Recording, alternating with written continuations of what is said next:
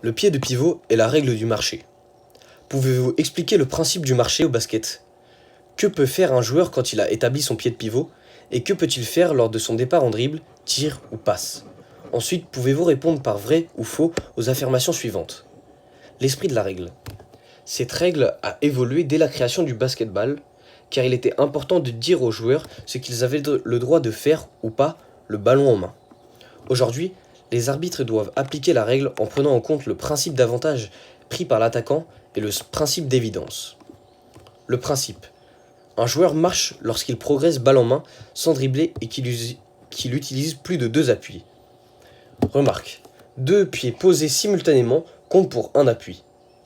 En déplacement. Si un pied est au sol lors de l'attrapée du ballon, cet appui ne compte pas 0. Et le premier pied posé sera le pied 1 et donc le pied de pivot. Si les 2 pieds sont en l'air, le premier pied posé sera le pas 1 et donc le pied de pivot.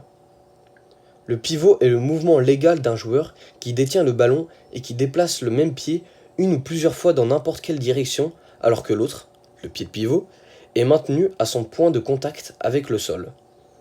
Lors d'un départ en dribble, le pied de pivot ne peut quitter le sol avant que le ballon soit relâché de là ou des mains.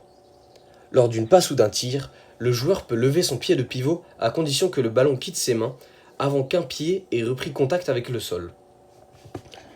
Vrai ou faux? Un joueur reçoit un ballon à l'arrêt avec les 2 pieds au sol.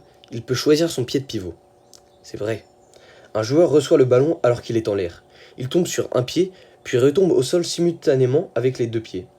Alors il peut choisir son pied de pivot. C'est faux. Pour commencer un dribble, le pied de pivot peut être levé avant que le ballon ait quitté là ou les mains. C'est faux.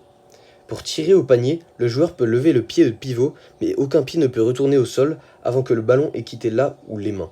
C'est vrai. Un joueur tombe au sol avec le ballon. Il essaie de se relever pour faire une passe. Est-ce légal?